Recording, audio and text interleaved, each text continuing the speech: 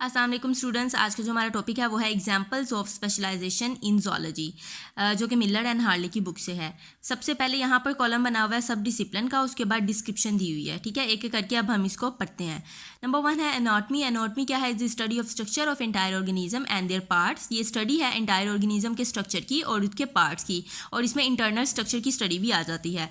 फिर दूसरा है साइटोलॉजी। साइटोलॉजी है the study of structure and function of cell. Cell के स्ट्रक्चर और फंक्शन की स्टडी को हम कहते हैं cytology. Next one is the ecology.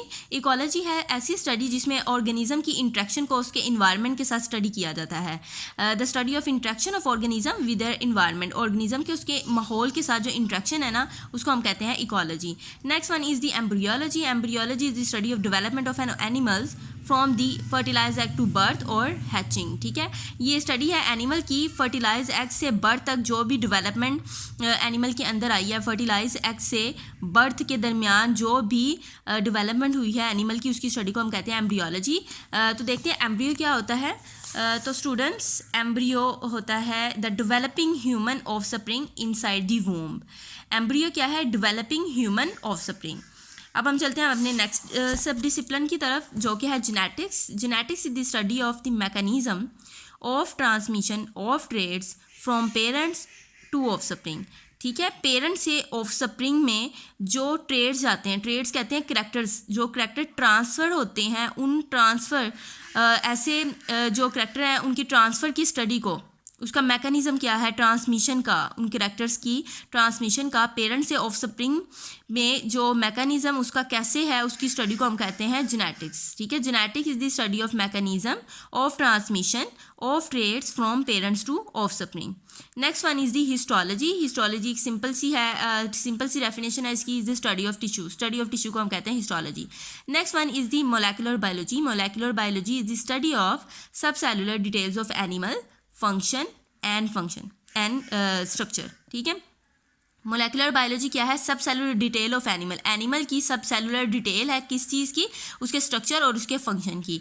Next one is the parasitology. Parasitology is the study of animal that live in or on other organism at the expense of host. ठीक है, parasitology में क्या होता है कि ऐसे एनिमल्स की study शामिल है जो अपने होस्ट पे डिपेंड करते हैं फूड के लिए भी और प्रोटेक्शन के लिए। अब देखते हैं पैरासाइट्स क्या होते हैं।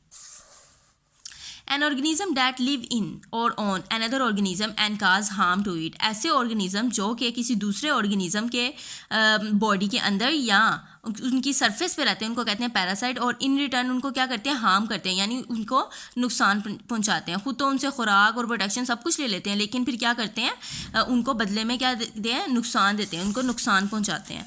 Next one is the physiology. Physiology is the study of function of organisms and there parts. Organism के फंक्शन की स्टडी को कहते हैं और उनके पार्ट्स की स्टडी को कहते हैं हम फिजियोलॉजी। आगे चलते हैं सिस्टमैटिक की तरफ। The study of classification of and the evolutionary inter relationship among animals group. ठीक है, सिस्टमैटिक्स क्या है? ऐसी स्टडी है जिसमें पूरे वर्ल्ड के ऑर्गेनिज्म को किस तरह क्लासीफाई किया गया, उसकी स्टडी को देखते हैं। उसके बाद एवोल्यूशनरी इंटर रिलेशनशिप, यानी एनिमल्स का दूसरे एनिमल्स के ग्रुप के साथ एवोल्यूशनरी इंटर रिलेशनशिप क्या है, उसकी स्टडी को हम कहते हैं। तो स्टूडेंट्स, अगर आप चाहते हैं इससे नेक्स्ट टॉपिक्स की वीडियो आपको फ़ौरन मिल जाए तो please like and subscribe my channel. ठीक है, अब हम चलते हैं अपने नेक्स्ट टेबल की तरफ, जो कि है table 1.2 examples of specialisation in zoology by taxonomic categories. ठीक है, टैक्सोनॉमिक कैटेगरीज की बेस पर अब हमने देखनी है स्पेशलाइजेशन ज़ूलॉजी की एग्जाम्पल। ठीक है, स्पेशलाइजेशन इन ज़ूलॉजी की एग्जांपल हमने देखनी है। Number 1 is the entomology. Entomology क्या है? Is the study of insects. Insects कहते हैं कीड़े मकोड़ों की स्टडी को। जो कीड़े मकोड़ों की स्टडी है उसको पढ़ते हैं हम एंटोमोलॉजी में। आगे है हर्पिटोलॉजी। हर्पिटोलॉजी है the study of amphibians and reptiles. Amphibians और रेप्टाइल की स्टडी को हर्पिटोलॉजी कहते हैं। इस्टियोलॉजी क्या है? Study of fishes. Mammalogy is the study of mammals. Ornithology is the study of birds and protozoology is the study of protozoa. अब देखते हैं प्रोटोजोआ क्या है। तो स्टूडेंट्स, इट्स अ फाइलम।